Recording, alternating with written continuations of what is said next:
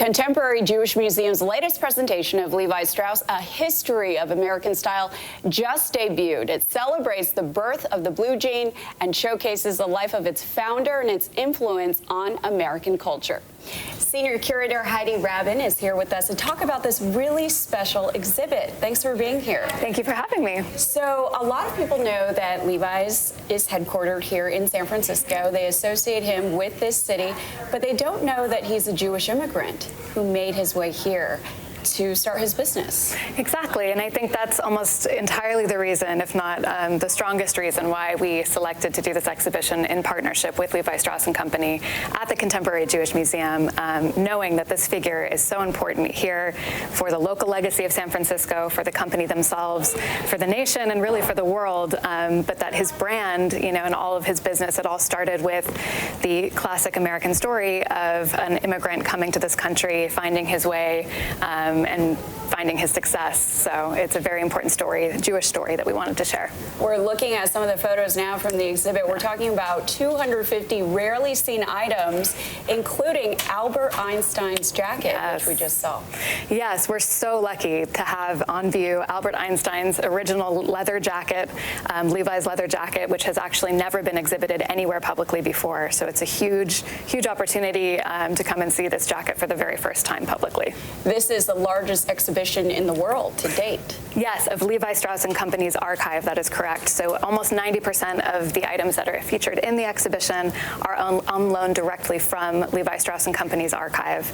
And it's the largest exhibition ever assembled of items from their archive thus far.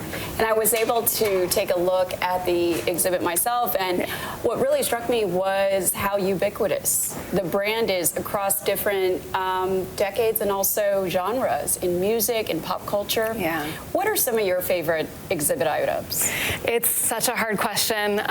They change almost on a daily basis, but and I should mention that the exhibition spans 150 years of the life and legacy of the blue jean itself. So that actually goes through many different moments of evolution, starting with the initial purpose that they were crafted for, which was workwear with miners and farmers and lumberjacks in the first part of the 19th century, and then it transitions into Western wear from about 1900 to 1950 and ends up around pop culture and counterculture from 1950 to the present day. So there's probably favorites within each of those distinct sections, but one pair that I would really call out is a gorgeous, very unique pair from the 70s originally, but they were actually hand-drawn on over the course of 30 years by an inmate in prison over the course of his sentence, and they are covered seam to seam in really intricate, personal, very high quality pen and ink drawings. That was very incredible to see up close. Also,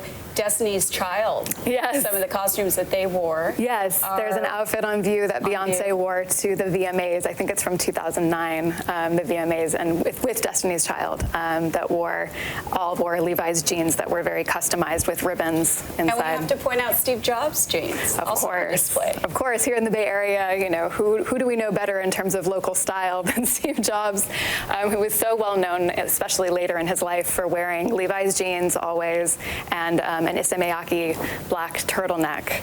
And the pair that we have of Steve Jobs jeans on view in the exhibition from the archives, of course, is dated to the 1980s. And we know this because there are some special buttons that were added to the inside back seam to support suspenders. And when he was launching Apple in the 80s, he was photographed wearing suspenders with Levi's jeans, so we assume that it might be the same pair. Wow, so much to learn. Yes. Across 150 years. Heidi, thank you so much for being here with us today. Pleasure. The museum has this exhibit on view through August 9th. August 9th. Yes. And you can, of course, get your tickets online. It's at the Contemporary Jewish Museum through August 9th. Thank you, Heidi. Thank you, Betty.